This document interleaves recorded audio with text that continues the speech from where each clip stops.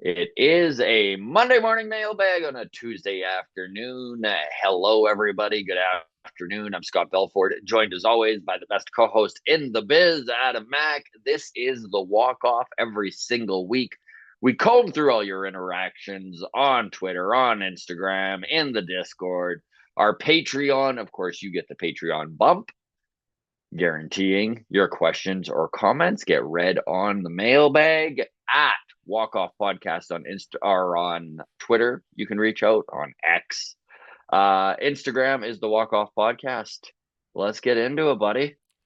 It is snowed here in Edmonton. Do you have snow in Yeah, here Calgary? too, bud. Oh Okay, yeah. so it's officially sweater weather. I'm not usually. I'm pretty. I run hot. Big diesel run Mhm. hot, as they say.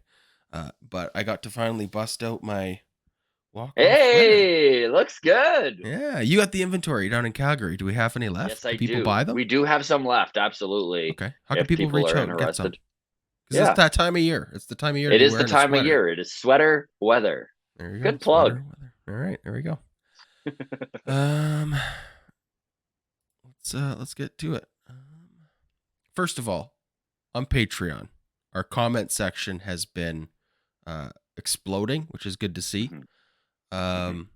Some new commenters. I mean, we have a lot of heavy lifters that do a lot of our commenting on the Patreon, but we are starting to see some more people making their first Speaking comments up. on posts. So Yeah. I just wanted to shout out Jeremiah, Trevor, Olivia for commenting. None of their comments happened to make the mailbag because, like, Olivia's, for example, was LOL, 12-year-old daughters are wild. Yeah. That's not much we can talk baseball about that, but I just wanted to say hi to Olivia and give some love. So there you go. 12-year-old daughters are wild. They are wild. They are the wildest. And I say that as a dad who's never had a 13-year-old daughter yet. So There you I'm go. sure it's only going to get worse. Okay. Official mailbag starts now. Tony Baloney, great name, says, about the seats, I would guess that ripping them out rather than carefully removing them and selling them is because the additional time that it would require. Lots of construction has to happen in a short amount of time before next season starts, unless they're going to play somewhere else. Delaying it by even a week could have huge consequences that cost more than the value of selling the seats. Without a doubt. Plus, where would they store them, catalog them, ship and deliver, etc.? It would likely cost Rogers more money than they would generate selling the seats. An alternate idea would have been to pre-sell or auction a limited number of seats, like 100 or so.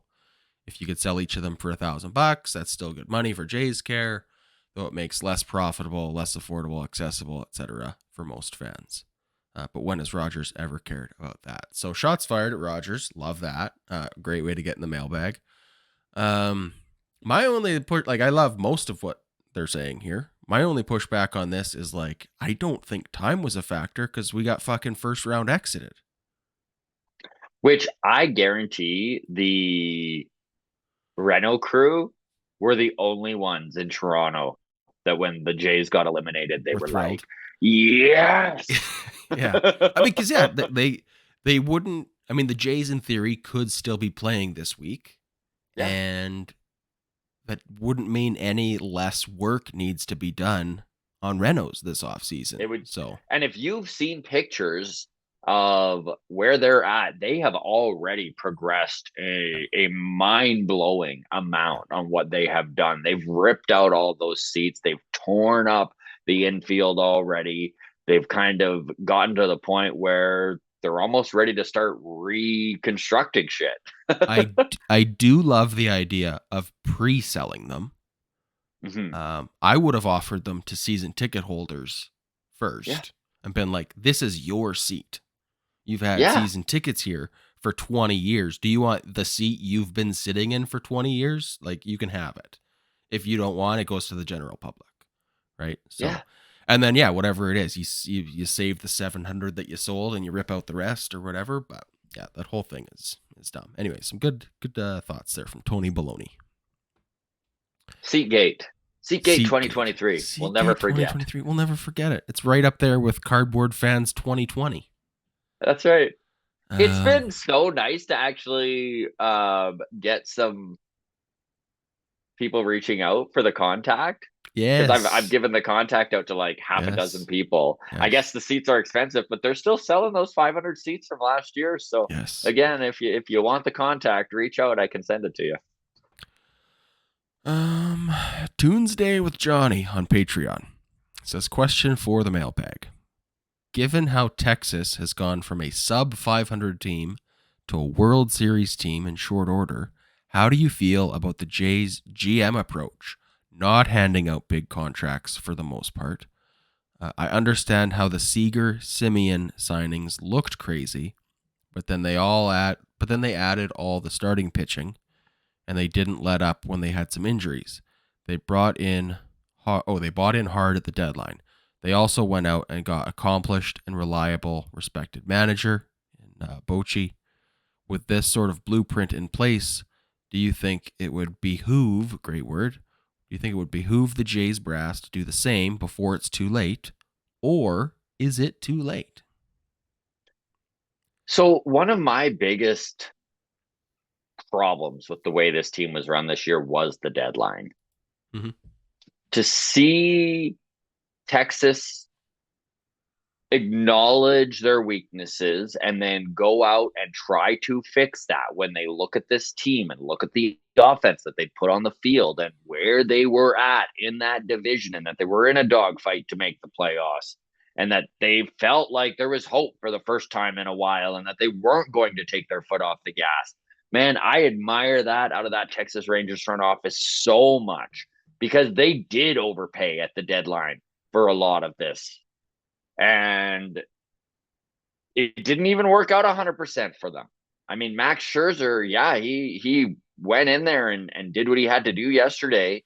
Pitched 3 innings. I think it was two Two and and a two thirds, third. and yeah, but he even had injury problems in the last half of the season. They didn't even have Max Scherzer for the full amount of time that they were hoping to have him. Going out and getting Aroldis Chapman early was a big move. I don't know, man. The Blue Jays needed a bat in the middle of the order. I know there weren't any available, and I know that it would have really cost big money to it wouldn't have been money, it would have been prospect capital, and you would have really had to overspend to lure an organization to give up somebody Yep. that they wouldn't normally give up. Like they say nobody was available, but we know there were bats available. It's just the Mm-hmm. price was too high. Yeah. I don't know, man. Just watching where we're at right now with the Phillies, the Diamondbacks, and the Rangers being the teams left, it kills me the Jays didn't do more. And I know everyone is still, oh, this was the worst Blue Jays team of all time. But I mean, they were there, man. I think toxic positivity warning. I think it feels worse than it was. I mean, like in terms of our GM approach, and we look at the Rangers. Well, they went out and added the big contracts, and why aren't the Blue Jays doing it? It's like, well, we have one of the biggest payrolls in baseball. Like, going out and getting Gary Gossman for $1 trillion, and like Mm-hmm. it's we have a weird perception because we haven't locked up Bo and Vladdy Yes. of, oh, this team isn't going to hand out a $500 million contract, but Which may be true. it may be true, yes. But I don't think that means we can lump ourselves into the, we don't spend the big money approach type of a team. Like we're a top 5 payroll in baseball. George Springer makes $150 million. Jose Barrios makes $130 million. Gary Gosman in at $110 million. I mean, there's some hefty contracts And on then this payroll. as far as the trade deadline, we don't have, other than Ricky Tiedemann, we don't have really anybody to spend because we've already done it. Like bringing in Jose Barrios, that was a hard buy-in at the deadline trade. Mhm. I don't know. And listen, I do like the acquisition of Jordan Hicks at the deadline. I think that giving up Semro Burst and Adam Kloffenstein were truly two significant pieces for this front office significant to let pieces. Yeah, go. Roberts had serious starter potential. And Kloffenstein had Kloffenstein was that looking the upside. best he had in years. Yep. They were both 22-year-old kids. Their ceiling is Yep. pretty good. That's a trade the Jays could regret later, but it's a trade that I was like, yes, this team has to Yeah. do it. You need to bring in another high end back of the rotation guy. Unfortunately, the real need was a cleanup hitter, and they never addressed it. They didn't address it at the beginning of the season. They didn't address it later in the season. Do they get, in your mind, any points for attempting to address it? I don't know that they did No. attempt to address it, but if they went I'm out, sure they did. who was a cleanup hitter that you would have liked? I know that going into free agency, you talk about how Soler would be a nice fit with the Blue Jays. Yes, he would. If the trade for Soler would have cost us Ricky Tiedemann, would you have wanted us to pull the trigger on that? No, probably not. Probably not. But can you get Tommy Pham? Like, here's the thing. Look at what Pham is doing right now in Arizona, an 84-win team that just squeaked into the playoffs as the lowest ranking team. It's impossible to say, and this is all subjective guesswork here, but yeah, I mean, this is true of all sports, but it is hard to evaluate what's a good method or a bad method on such a short time scale, because the turnaround was awesome and it happened to work out for the Rangers, but also the Braves won the World Series in their first year and then have been quick exits ever since, right? I don't know. I will say that flags do fly forever. Mm-hmm. And the longer I watch sports, the longer that I am in fandom for any one team, I realize how rare those moments are, how rare those wins are. And yeah, man, if you can, I mean, all the hat tipping and power to the Texas Rangers. They may really handcuff themselves with some of these salaries in a few years. But if you can win one in 2023, I mean, they've got 10 years before they even really need to start worrying about it again. Okay. Yes, looking backwards and saying the Braves already won a World Series, so everything they've done is a success. I can't argue with that. But I'm going to say a statement, and then I want you to give me the old, strongly agree, somewhat agree, disagree, strongly disagree, okay? So here's the statement, and let me know in the comments where everyone else stands on this. Statement is, the World Series champion is always the best team in the league.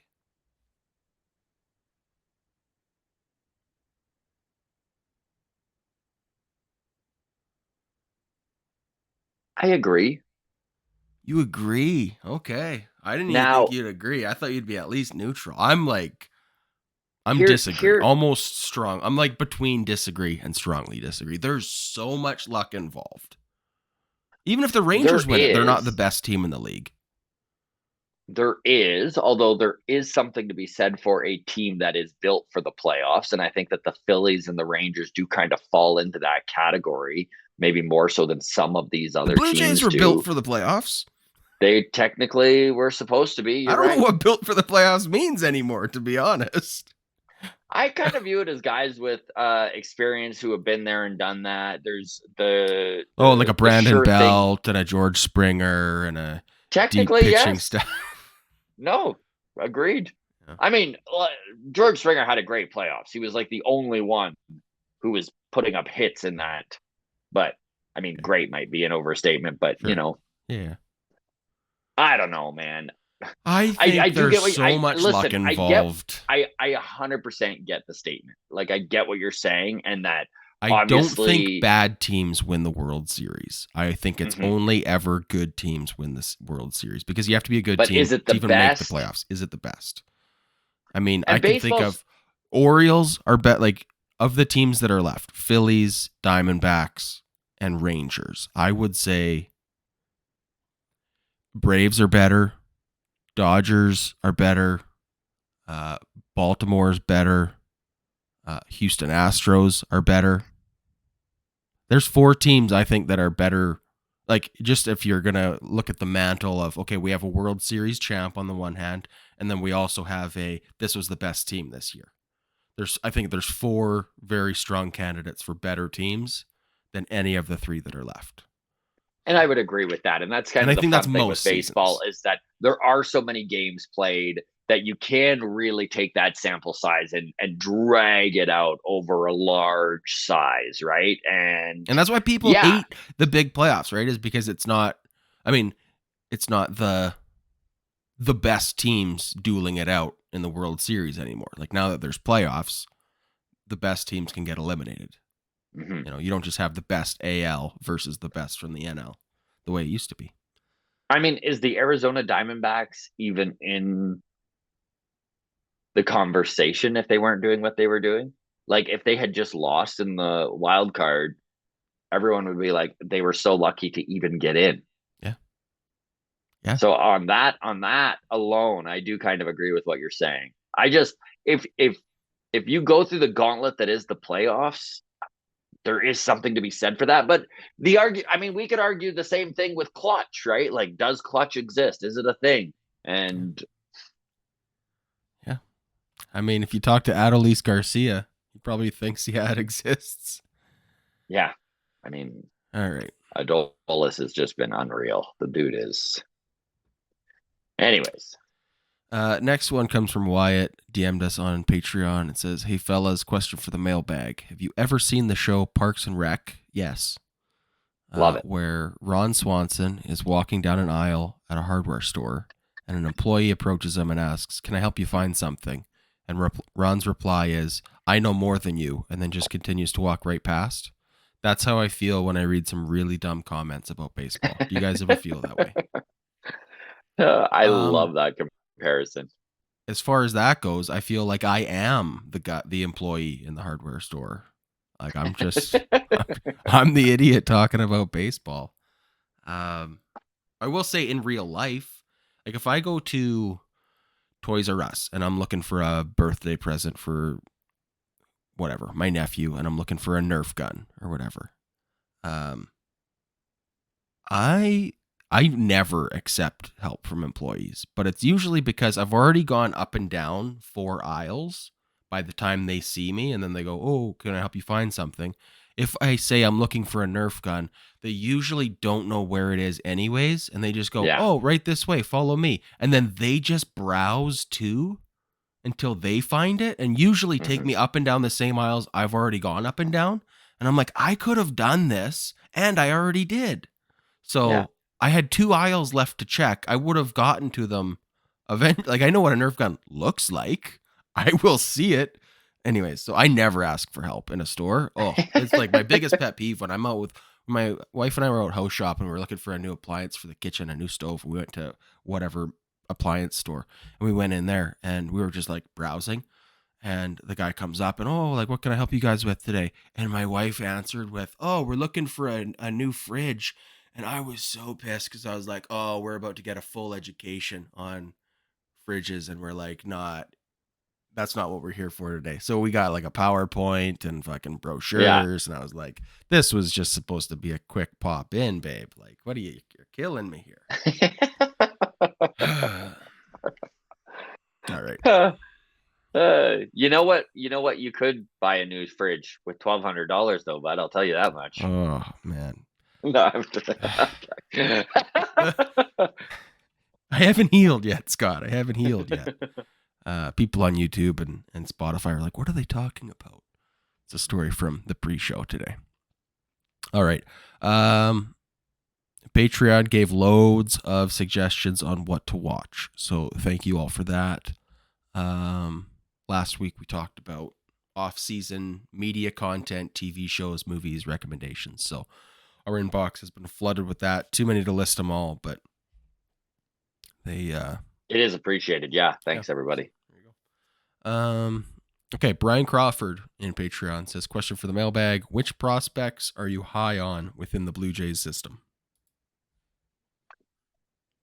So, I mean, obviously, Baseball America has 2 Blue Jays in the top 100 prospects, and we should be excited about Ricky Tiedemann. We should be excited about Orelvis Martinez. Martinez having his 22nd birthday this winter. He's going to be a permanent fixture in AAA, and I think he's going to make a real run at that third base position for the Blue Jays. He's eliminated his extremely high strikeout rate. That's been a huge improvement over the 2023 season for him.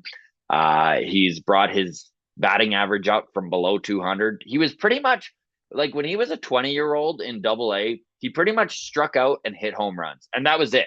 He led AA in home runs. He's the youngest to ever do that, by the way. He also led AA in strikeouts. So you see where he was.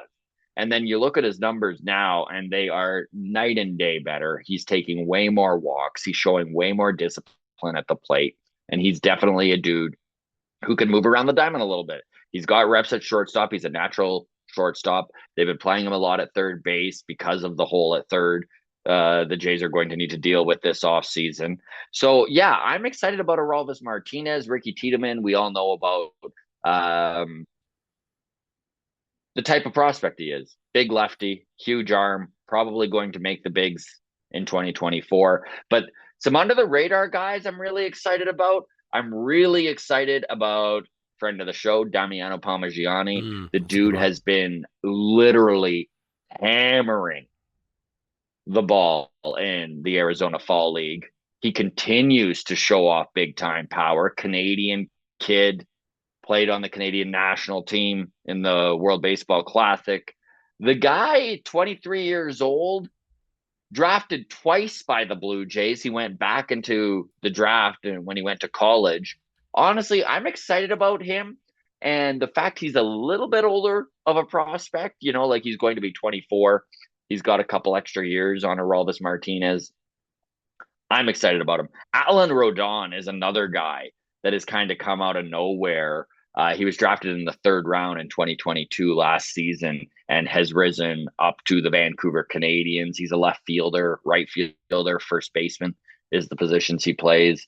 He bats left. He could make the majors next year with how he has kind of progressed in 2023. And then finally, Addison Barger. I'm excited about Addy. I know I really do think that there is something in there, man. I don't know. Okay. I want to be excited about him, but every time I look at the numbers, I just don't get it. I hope I'm wrong. I hope the hype is real, but it just feels like there was one really electric summer in like AA. Maybe it might have been in AAA, but this season was a little bit underwhelming. I don't know. I know he was injured and stuff, but yeah, that's where I'm at. Is I'm like, I know how little he played and how the struggle he got to get on the field. And if you look at his numbers in the final month of the season, he looked really good. But this is where there's actually going to be some competition for this third base position, and I'm kind of excited about it. It's kind of cool that we're going to, for the first time in quite some time, as Blue Jays fans, see some internal competition. I mean, is that the way we want it to go? I don't know, but hopefully one of these guys shows up big. You know what's better than internal competition? Runaway superstar talent. Yeah. Is that too much to ask? Who knows? Maybe Orelvis is that guy. maybe. I am still high on Hagen Danner. I don't know if I should be or not. I love made that. Made his MLB debut last year for one batter, was it? Mm-hmm. 7 Um, pitches before he blew his hurt his arm out. back. Was it his arm? I thought he hurt his back. Maybe it was his back. I I feel like need to it go was a back and double check. non-arm injury. Mm-hmm. If it's not an arm injury, I'm hoping for he comes into spring training camp and just like makes the team as a bullpen piece. We'll need to get Haggy back on the show. Yeah, for sure. He's awesome. So he's a guy that I'm high on. There's a guy in AAA. He was pitching in, I think, Dunedin at some point last season, and then ended up all the way in AAA. So pretty meteoric rise. Alec Manoa, I think his name is. I'm just kidding. I'm just kidding. I was so curious where you were going with this. I'm like, who is this? I'm just kidding. He will not pitch for the Blue Jays this year. So, that's my take. Otherwise, yeah, I love the Damiano Palmigiani. I think I messed that up. Apologies. Love that pick. Who else? You had some good ones there. I'm just trying to think of if I could think of any that you didn't already touch on. I think Hag and Danner might be my only one. Oh, question on Nate Pearson. We've spent years of our life pining over Nate Pearson. Where are you at on Nate Pearson going into next season? If healthy, does he start the year with the team? I mean, I guess it depends a lot on if they sign Jordan Hicks and where the developmental team is at on him. I'm not overly excited about 26-year-old Nate Pearson. He hasn't really shown anything that I'm just like blown away by. I think he's probably at the point where he's a major league bullpen piece, whether it's with the Jays or not. I think he's kind of getting to the point where we'll see him kicking around some organizations. But do I think he's going to be our next big closer? Do I think he has Jordan Romano in him? I not really personally. I'd love to eat it. I'd love to be wrong on that. There you go. Okay. Good question. But you know Brian. the old saying, right? Like, fool me once, shame on me. Fool me twice, still shame on me. Fool me 3 times, I guess this is my fault again. But fool me 4 times? Yep. Speaking of fool me 4 times, we should have Anthony Telford back this offseason too. Yeah, we absolutely should, especially now that CJ Van Eyck is back in the prospect realm. Anyways, for anybody new to the channel, welcome. Anthony Telford is a pitching coach down in Tampa Bay, St. Pete. Anthony, played with the Montreal Expos. Yeah. Nate Pearson's high school off-season pitching coach. Yeah. Like before he decided struggling. Analytics was everything, and So, anyways, we've had him on the show numerous times at this point. He's a stalwart on the. Stalwart might be too generous. He's been on 6 or 7 times though, I think. Yeah. Over the years, great guy to talk to. Has some awesome stories. So, just a good guy to talk to, baseball wise. Okay, moving on. We've got Blue Jay for Life on Twitter says, "Hey, what do you guys think about this desert baseball league in Dubai? Looks like Big Sexy is back on a baseball diamond." Yes, Bartola Colon taken in the 2nd round. Hold on, before we get to this, did you copy and paste this message to me, or did you type it out? I copied and pasted. Okay. Dessert Baseball League is how it's spelled. And here's a little education, because I know Deb appreciates when I explain when to use whomever as opposed to whoever. Dessert desert. The way I learned it was dessert has 2 S's, and you think of them as little scoops of sugar, and more sugar in dessert than in a desert. So desert 1 S, dessert 2 S's. That is a rule of thumb. Far more sugar in desserts than deserts. Yes. Words to live by. Words to live by. All right, let's get back to this comment. The Dessert Baseball League in Dubai. What's going on here, Scott? I hadn't heard of this till I read this comment. No, it's kind of cool. So, like, you know how Dubai has decided that they're going to do all professional sports again, and they've got the basketball league and the LIV Live Well, it golf.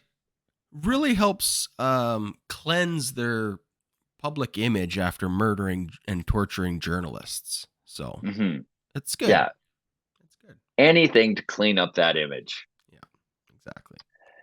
It's been interesting, dude, to see who has been drafted. So Robinson Cano is actually a part-time owner investing his millions and millions and millions of dollars into this league. He was chosen by the Wolves in the league there. Andrelton Simmons is a part of this league. Pablo Sandoval is in the league. So, I don't know what to think about it.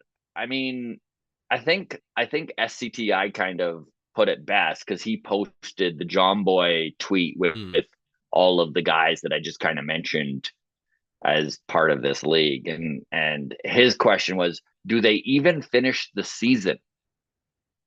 I mean, desert baseball, I don't know. Well, here's a follow-up question. Do they even finish the season? I know. Are we talking about those old ass players that were drafted? Do they finish the season, or does the league exist till the end of the year? Because I mean, I took it as the league, but yeah, that's actually a great question about the players too. 50-year-old Bartola Colon is taking the mound for. Here's an interesting thought. I mean, bringing in Robinson Cano, why not just bring in all of the steroid shamed baseball players? Like just have a super juiced steroid league over in Dubai. Like that would honestly be kind of entertaining. Like maybe that's what the extra S in desert is for steroids.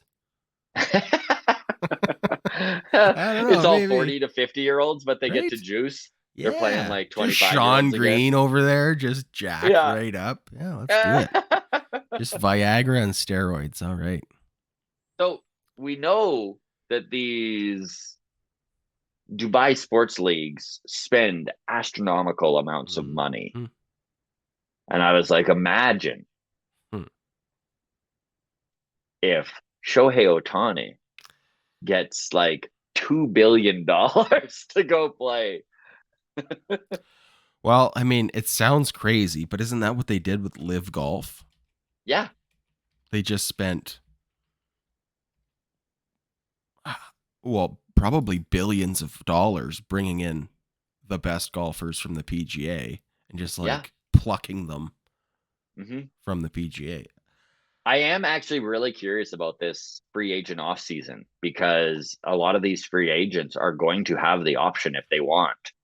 They're going to get offered money. Like there are going to be guys that are offered money that's probably, what would you say, ludicrous compared to what they would be getting. Like Kevin Kiermaier.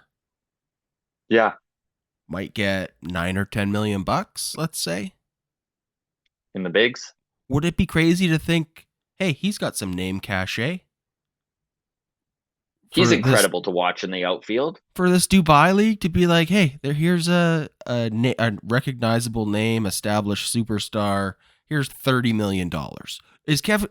Do you think?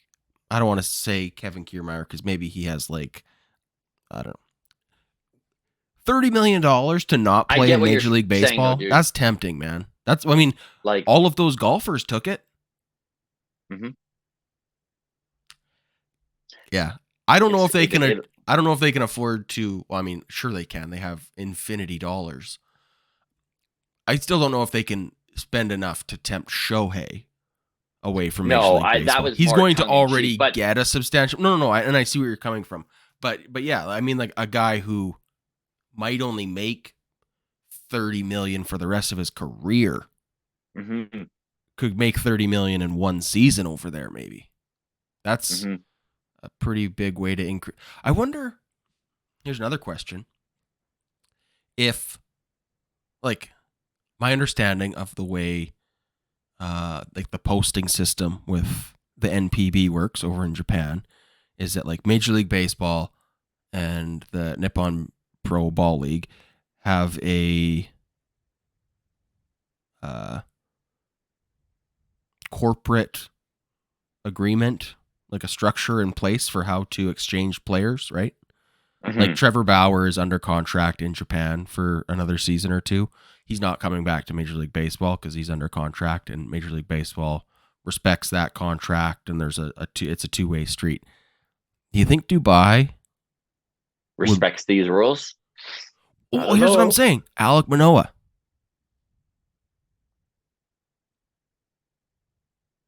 Unhappy with the Blue Jays. Not getting paid very much. Even if he does come back to the Blue Jays, it's minimum wage. Friend of the show. Dubai could go into Alek Manoah and be like, hey, here's $50 million. Come pitch to us. Like, come pitch. He's like the charismatic whatever guy. He could be a $50 million contract to go pitch in Dubai. Why not? So friend of the show and renowned Blue Jays Twitter troll, Spencer. I actually had a tweet yesterday that blew up, and that was literally it. He was just like, Alek Manoah taken in the second round of the there were people who thought it was real. I love it. Crazier things, man. Crazier things have happened. I don't know. We'll see. It's again, I'm kind of with Ian Manoah, on this though. Do they even finish the season? Well, I can't see anyone breaking their contract because it's just they're just going to be blacklisted by the league after that. So and what'll be really interesting to see how this first season of the Dubai Baseball League goes, how successful it is, if it actually looks like it could have some legs, and then we could see some real crazy stuff happening in 2024, 2025 off season. But it is interesting. It's really going to be cool to see how this all plays out and how it affects the NPB and the MLB. Yeah, it's something to keep our eye on for sure. I don't know. I'm interested. It's piqued my interest. Peaked, by the way, spelled Piqued, not spelled Peaked. It is not a mountaintop, which is a correction I've learned. So that one's for Deb as well. She probably already knew that. She's a smarty pants. But peaked, if you're ever texting someone and say, well, you've piqued my interest. If you want to look smart, it's Piqued. You've piqued there you go. my interest. There you go. But if you're like, you've piqued my boner, then it's PEA. All right, Scott. All right. Yes. All right. Yes. If you've piqued Scott's boner. Yeah. Okay, wow, I'm totally distracted now. I can't stop thinking about your boner, so thanks for that. Here we go. Greg Kennedy on Twitter says, hey guys, I can't believe how Houston played in their own park this year, regular season and post. Kind of makes you wonder. Also, Phillies will win tomorrow, which is now today, but damn, what a fight Arizona has put up. So to start with, it is insane how poorly the Houston Astros, one of the best teams in baseball, played in their home park this year. Minute Maid has been their Achilles heel all season long, and it continued to be so this offseason. This postseason. I mean, this ALCS, there wasn't one game that was won at home by either team. Yeah. It is wild how that series played out and how these teams played on home field. It makes no sense. And then as for the Phillies are going to win today, I mean, I if I'm betting, I'm probably agreeing with that, but oh boy, anything can happen when it's a one-game series, truly. Yeah. And the fact that Arizona has put themselves in this position, like Adam, in a million years, you didn't see this happening, right? No. So this is why I would say, I'm not confident to say Phillies will win today, because I didn't see the Diamondbacks winning 3 games. So why not win 4? Mm-hmm. Like, they've already overachieved this much, and now it's yeah. Oof. Did you know that Oakland beat teams this year? Like, you could lose to Oakland in a 1-game series for Mm-hmm. real. For real. So, yeah, it's What an incredible championship series these two have been, man. Like, just playoff baseball at its best. Both 7-game series, yeah, both up and down. it's been great because the rest of the playoffs, hate to say it, have been Yeah. like every series has been so one-sided, so many Baseball sweeps fans and needed just this. non-competitive baseball. So, yeah, it's good. I hope that um the World Series is a 6 or 7 game series as well. Diamondbacks got Brandon Pfaadt on the mound tonight. Rookie, starting Game 7. Just wild. They got to go with who they have. Well, yeah, I mean, I was watching David Sampson this morning, and he's of the belief that that's their best starting pitcher. So Probably is. 2.13 ERA and a WHIP under 1 this postseason. Regular season numbers not as impressive. No. 5.72 regular season ERA and a 1.41 WHIP. This is exemplifies the playoff conundrum of, like, a guy with a 5.72 ERA is the best pitcher they have, like the best starting pitcher they have. A guy gets hot. What are you going to do? Mm-hmm. I mean, he does have incredible stuff, and I think a lot of the reason why he got hit so hard this season was his first year, and that once hitters adjusted, so like he's in an adjustment period and it's working for him. And I mean, there couldn't be a better time for it to come around this way. It's like that. Everyone we talk, you and I do all the time about experience, right? And what a huge deal, what a feather in your cap it is if you can actually bring some playoff experience to the table. But in this scenario, it's almost the kid doesn't know. Like, doesn't know better. Leave him in the dark. He doesn't know. Yeah. No, for sure. Who are you cheering for tonight? Phillies, Diamondbacks. I'm cheering for the Diamondbacks, but good man. I don't really care. You're wanting. I think the Phillies will give a better series against Texas. Like, that's my only concern is that if the Diamondbacks do advance and then they just get clobbered, I would hate that so much. But yeah, clock's got to strike midnight eventually. Man, slugfest. Phillies, Rangers. Oh my God, it would every game will be 10-9. Awesome. Oh, yeah. I don't think I've ever seen a World Series with such bad defense and pitching versus such good, or like both teams.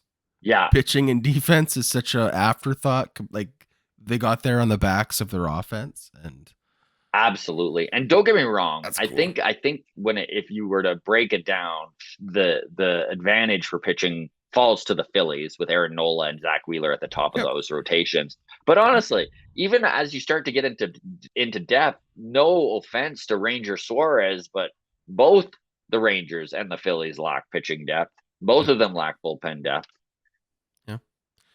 I mean, if it's the Phillies and the Rangers, it might be, and I don't know what the number even is, a record-setting, like, most runs scored in a World Series ever. If it goes 7, watch it be the complete opposite. Yeah. Watch these games, like, it'll be the Phillies Rangers playing 3-2 games. Yeah, I know. I'm totally jinxing it. You're right. Okay. Discord. You got a story for me to read? Yeah. So Scott post seasoning dinner from Discord. We were talking about CJ Van Eyck on Friday and the fact that he has successfully returned from Tommy John surgery and is coming up the Blue Jays prospects rankings again. He was drafted back in 2020 in the 3rd round. He's looked really good. So this is a story that Scott post seasoning dinner posted in Discord from MLB.com, and I'm just going to read the opening bit here. But the last time CJ Van Eyck threw 5 innings in a start was August 20th, 2021 for Toronto's High A affiliate Vancouver. That was 789 days ago. Not that he's been counting. No, really. He even said, that long? I didn't even realize. The distance between outings made Thursday's Arizona Fall League gem all that sweeter, and he did really throw a gem there. The Blue Jays right-hander allowed 1 hit, struck out 5, and didn't walk a batter over 5 innings to help surprise defeat Scottsdale 5-0. Van Eyck only needed 52 pitches.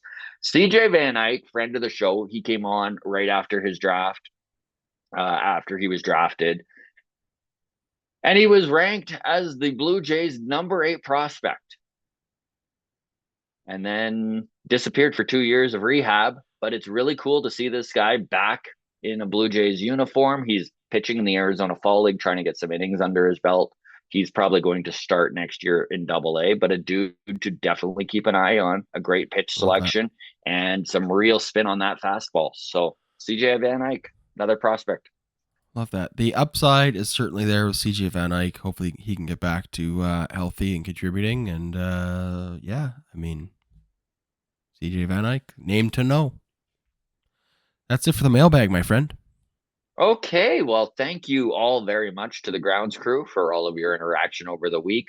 Of course, you can reach out on Twitter or X, whatever you want to call it there, at Walk Off Podcast, Instagram, the Walk Off Podcast. You can join the Patreon. It is patreon.com/thewalkoff. We always appreciate our Patreon members. Things like Adam mentioned earlier in the episode really happening in that comment section. It's kind of cool to see it grow. So again, thanks to everyone there. All the best, everybody. That's our Tuesday mailbag. We'll see you on Friday. Cheers. Cheers.